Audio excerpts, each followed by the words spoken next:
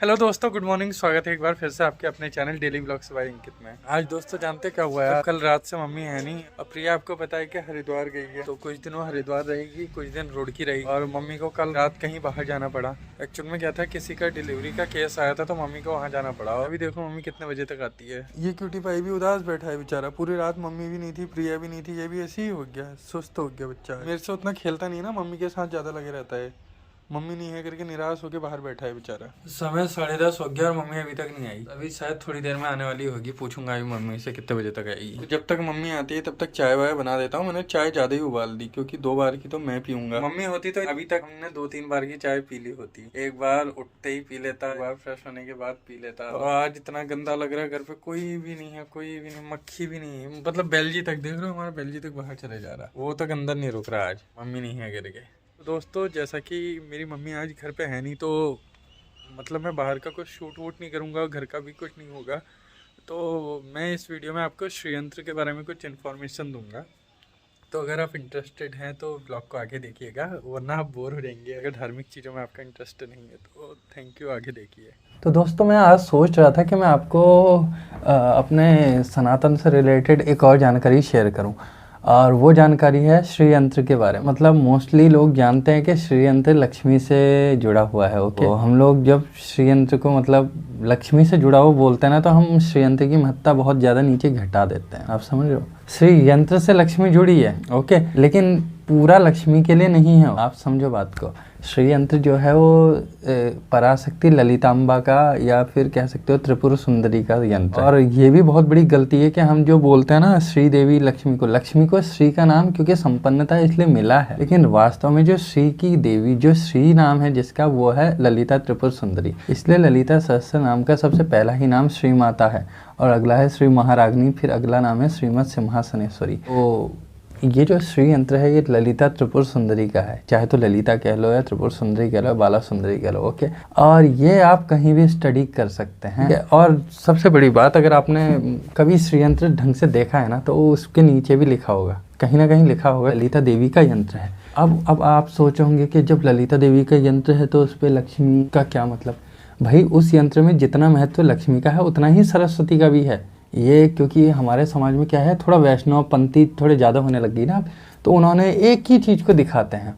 Okay, अब मैं आपको बताता हूँ कि सरस्वती का कैसे है। ललिता जो त्रिपुर सुंदरी देवी है, जिसका श्री यंत्र है, वो मणि मतलब जो उसके बीच में बिंदु है ना, तो उसमें स्थित रहती है। लक्ष्मी और सरस्वती जो है पता है क्या करती हैं, ये वो पार्वती के उस रूप को पंखा झलती हैं, चवर डुलाती हैं। यकीन ना हो तो आप उसकी फोटो देख लो। बाकी ब्रह्मांड पुराण का उत्तर का खंड है, उसका नाम ही ललितोपाख्यान है, ओके, वो पढ़ लो, कुछ भी पढ़ लो, आपको पता चल जाएगा। बाकी ललिता देवी की फोटो देख लो आप, त्रिपुर सुंदरी की ललिता देवी की, आपको पता चल जाएगा। मैं ललिता देवी का महत्व बताता हूँ। ललिता देवी जिस सिंहासन पर बैठती है, सिंहासन पे नहीं, जिस आसन पर बैठती है, जिस तख्त पे बैठती है, उसके 5 पाए हैं। पाए मतलब जो 4 पाए के 4 पाए होते हैं ना, तो उसका एक पाया ब्रह्मा है, एक पाया विष्णु है, एक पाया रुद्र है, एक पाया महेश्वर है, एक पाया सूर्य है। पाया ये जो पाया है ना, ये है देवता, उनके ऊपर आसन जमा के बैठती है। और सबसे बड़ी दिक्कत ये है कि यहाँ श्री यंत्र तो हर घर में पूजने की सलाह सब लोग देते हैं, लेकिन उसको क्या जोड़ते हैं, उसको सिर्फ लक्ष्मी से जोड़ देते हैं। उसको इन लोगों ने सरस्वती, भाई जितना, क्योंकि लक्ष्मी तो उस पर मात्र चंवर डुला रही है। अगर किसी को ललिता की स्टोरी पता है, श्री त्रिपुर सुंदरी की स्टोरी पता है, श्री यंत्र को कोई जानता है, उसको पता है कि श्री यंत्र की पूजा करने से लक्ष्मी ही नहीं आती, जितनी लक्ष्मी आएगी उतनी बुद्धि भी आती है, और शक्ति तो अपार है, क्योंकि वो शक्ति का यंत्र है, ओके। और सबसे बड़ी बात, उस पर सिर्फ इतनी ही देवियों की पूजा नहीं होती, उस पर मतलब बहुत सारे, जैसे खड्गमाला स्त्रोत है, खड्गमाला में जितनी देवियों के नाम आते हैं वो सब देवियां उससे पूजित जाती हैं, पूजा हो जाती है। अब ये वैष्णव ने क्या करा, इन लोगों ने जो महत्वपूर्ण देवी थी, जैसे ललिता देवी, कहीं नाम निशान, पूरा ब्रह्मांड पुराण का आधा भाग, 2 भागों में है ना, उत्तराखंड पूरा ललिता देवी की महिमा से भरा पड़ा है। उस देवी को उन्होंने, उत्तर भारत में हमारी चलती नहीं है, कुछ लोग तांत्रिक वगैरह थोड़े जिनको जानकारी वो लोग पूज लेते हैं, लेकिन बाकी वैष्णो देवी सब जाएंगे, समझ रहे हो। वैष्णो देवी, अब आज के वीडियो में, लास्ट वीडियो में मैंने कृष्ण के लिए बोला तो कह रहे हैं ये मत सोचना कि मैं कृष्ण का दुश्मन था, लेकिन आज मैं वैष्णो देवी के लिए लिटरली बोल रहा हूँ। आप लोग वैष्णो देवी के तो भक्त, वैष्णो देवी तो सबको पता है, लेकिन ललिता त्रिपुर सुंदरी श्री यंत्र क्या है किसी को नहीं पता।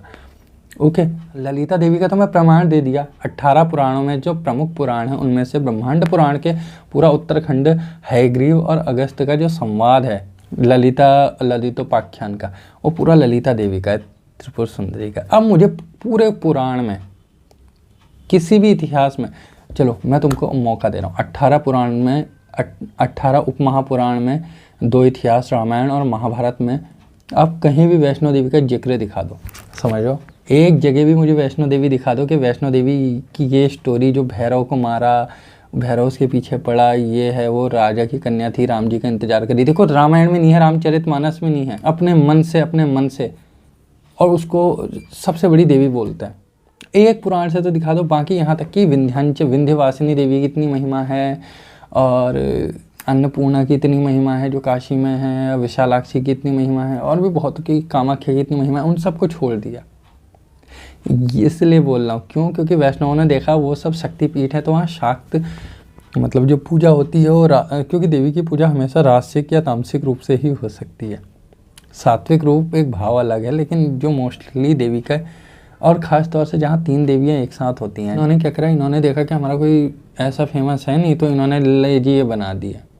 मतलब जिसका कोई प्रमाण नहीं, जिसका कुछ नहीं, उसको बॉलीवुड वालों ने 2-4 पिक्चरों में देखा, शबाना आजमी मरे हुए बच्चे को लेकर जा रही, मैं चलो बुलावा आया है, क्या गाना था वो, मैं आया कुछ भी गा दिया उन्होंने, बस जय माता की, लेट्स रॉक हो गया। बाकी सारे, अब मुझे तो सबसे ज़्यादा हैरानी इस बात से होती है, मैं अपने घर वालों से भी कभी बोलता हूँ, मतलब इन लोगों का लेवल देखो, इन लोगों को शक्तिपीठ या तीर्थ के नाम पे क्या आता है, वैष्णो देवी।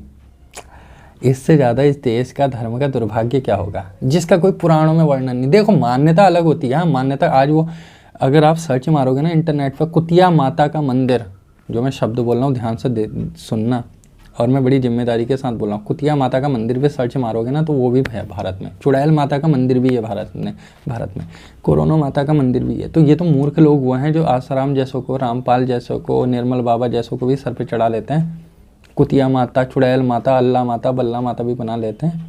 ये तो मानने से जरूरी नहीं, मानने से हम पौराणिक चीज़ें मान रहे हैं, शास्त्र विदित चीज़ें मान रहे हैं।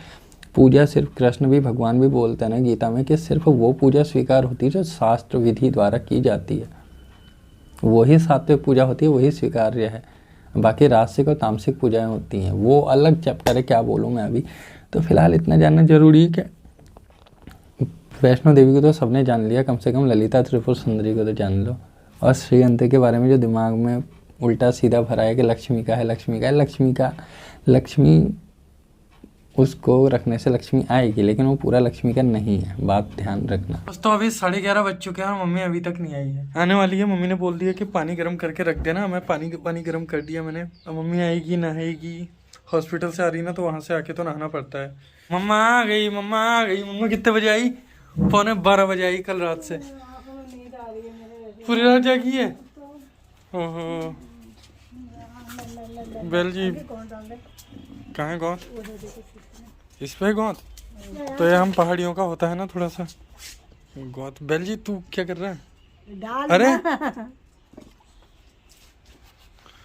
तो मम्मी गोंद वोट डाल के नहीं चाटेगा। क्या कह रहा तू? अरे ओ भाई साहब, मम्मी को गिरा दिया इसने।